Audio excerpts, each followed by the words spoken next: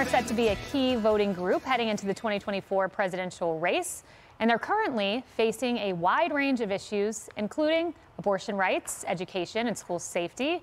I got to discuss some of these issues with presidential candidate and Florida Governor Ron DeSantis. Here's our one-on-one interview.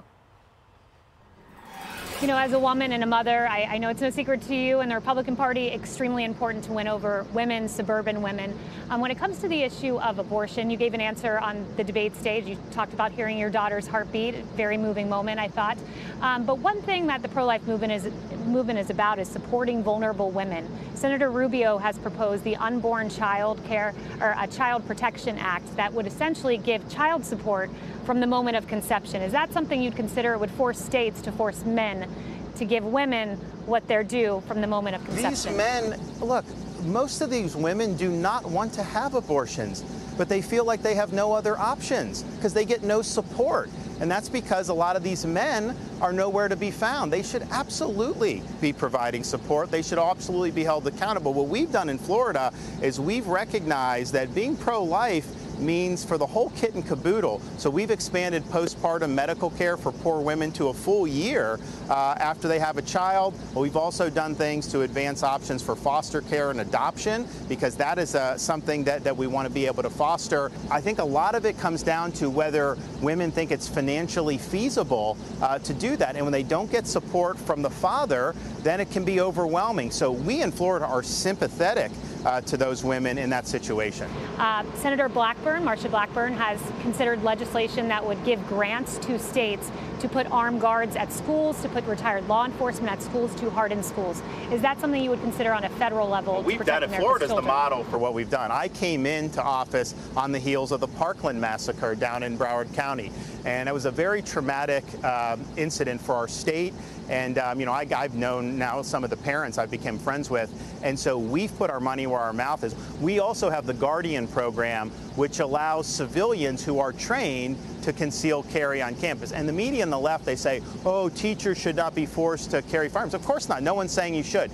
But just having that option, these bad guys, they gravitate to soft targets. If they think they're walking into a school and they don't know what's behind the door, they're going to be less likely to want to do that. We've done a lot in Florida. I think that's the model. I would not have the federal government force states to do it, but if there's a role to provide support, that can make a difference. But maybe grants. Yeah, maybe some grants, yeah. Okay, and then final question for you, the three-part stool for me, for suburban women. The final issue I hear a lot about is education and curriculums. And Washington Post's KFF poll came out, and it said that 77%, it wasn't packaged as your legislation in Florida specifically, but 77% of Americans do not want to see gender ideology in K-3 education. Now, I know you've implemented this on a state level. On a federal level, is there any role for the federal government as it pertains to curriculum? So I think, well, we're not going to have a national curriculum, but I think what we did in Florida is the model for the country. We want education, not indoctrination, and we want parents to have their rights protected. They ultimately are the ones who have the right to direct the education and upbringing of their kids. And I think parents throughout this country should be able to send their kids to school without having an agenda shoved down their throat. Even 10 years ago, nobody would have thought that you would go to a second grade classroom and teach a second grader that they can change genders. First of all, it's not true. Second of all, it's totally inappropriate. So I think parents' rights should apply nationally. How you do that in terms of Congress acting, there are some strings in terms of federal funding that people take, but the bottom line is, for me, I'm going to be on the side of parents. I'm going to be on the side of having curriculum that is rooted in academic achievement, not in somebody's social agenda, and parents have the right to inspect the curriculum. It's unfortunate that there's been pornography put into schools. And it's interesting, the media will say if you take a pornographic book out of a fourth grade classroom, that's somehow banning the book. No, adults can get it, it's fine, but you don't jam adult material into an elementary school environment. If adults want to do adult material, they do that on their own time. Heck, they can watch Hunter Biden's laptop for all I care, but do not bring it to our school children. But it's also a larger thing about the health of our country. Our country, we're not going to be able to reverse our country's decline unless we get the education system back on proper footing. All right. Thank you very much, Governor. Appreciate it. Yep. You know, Harris, one thing I was surprised to see is not a single Republican on the debate stage talk about supporting vulnerable women, women who are pregnant. We heard him there saying, yeah, men should pay women when it comes to child support. We also heard him say on school safety that we should have grants given to schools to allow school safety and no national curriculum as it pertains to education. You know, I thought it was interesting when you were talking about abortion right after the debate, because we were together after that on the show. And you said there was so much that was left off the table. And that was some of what was left off the table. And I know you had, 8 people on the stage and you had to get there. But it's important as the field willows, as it gets smaller, that we get deeper into these issues. It's because otherwise you don't get to hear some of this stuff. Yeah. And the foster care end is something that doesn't get talked about. I mean, there's a whole, I liked what he said when he said, from soup to nuts, basically. I might be paraphrasing him. But the whole life of that child that you wanted to save is then you've got a plan for that. Yes. And that mom has to feel supported. And something like Rubio's Act seems like common sense, saying you as men must support women during pregnancy. This is not government funding. This is saying we support child support obligations. If every candidate on the stage committed to that, what a signal that would send from the Republican Party. We're supporting women. We're pro-life, but we're supporting life. What a signal it would send if the whole of the Republican Party says, Biden, you want to talk about school safety? We're all committed on this stage to giving grants to put armed guards in schools. See, what I like what you did, instead of saying 6 weeks, 15 weeks, what do you think? You said, what about the baby once it's born? Why don't women want to fulfill a pregnancy? I had never seen that stat that he seems to have seen that says most times when women want to have the baby, but they don't feel financially they can do it. I mean, that's drilling down. We never talked about abortion at all. Now we're talking about abortion 6 to 15 weeks or at all. And now we're talking about why women don't, what are the reasons women don't have the child? Usually it's a third rail. How do we get into it? It's so personal.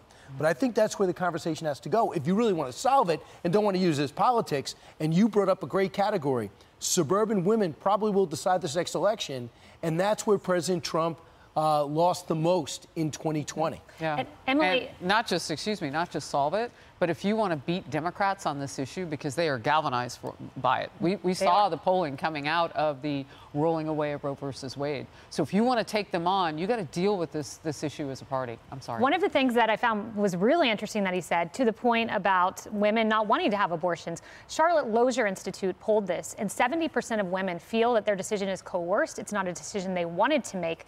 And I spoke last night with a leader in the pro-life movement, and he said to me on background, he said, Kayleigh, when we poll tested this issue, the #1 question that moved voters was when we said, would you support these ballot initiatives if it allowed men to coerce women to have abortions because they're financially independent on those men? It moved numbers. People had compassion on the issue. So we've got to change the way we talk about this, and I think that was a good start.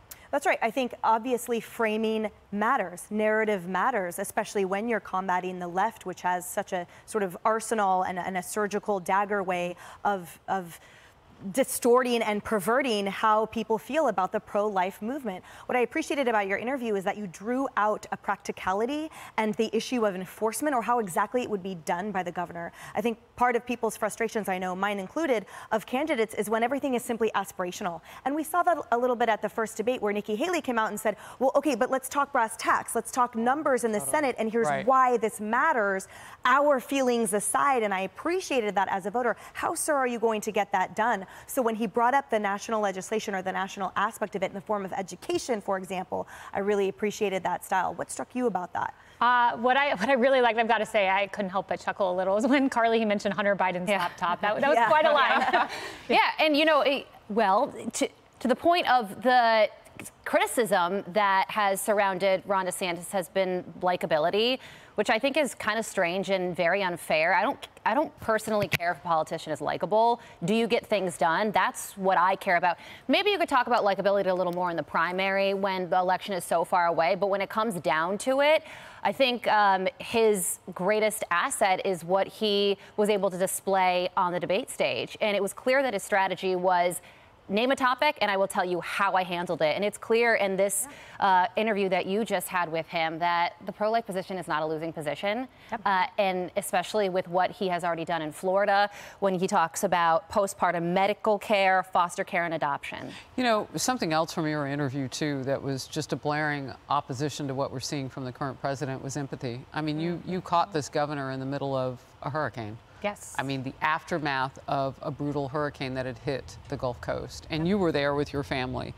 And it's interesting because as we look at Biden today, we're talking about the lack of empathy. Yes. And that's an oppositional point. And I would argue with most of the candidates who took that stage first debate night. Yeah, I could barely keep up with him. His schedule began at 4 a.m. He was surveying all the cities across the coast. And as we speak, 98% power restored in Florida. So quite a recovery effort there in the state of Florida. The empathy from President Biden comes from he always tells his personal story to trump yours. No matter what tragedy you have. Well, it'd be different if the story were true. Right. That's the problem, too. Maybe he should put his head down and work a little bit. I thought so. Good idea. Hey everyone, I'm Emily Campagno. Catch me and my co-hosts Harris Faulkner and Kayleigh McEnany on Outnumbered every weekday at 12 p.m. Eastern, or set your DVR. Also, don't forget to subscribe to the Fox News YouTube page for daily highlights.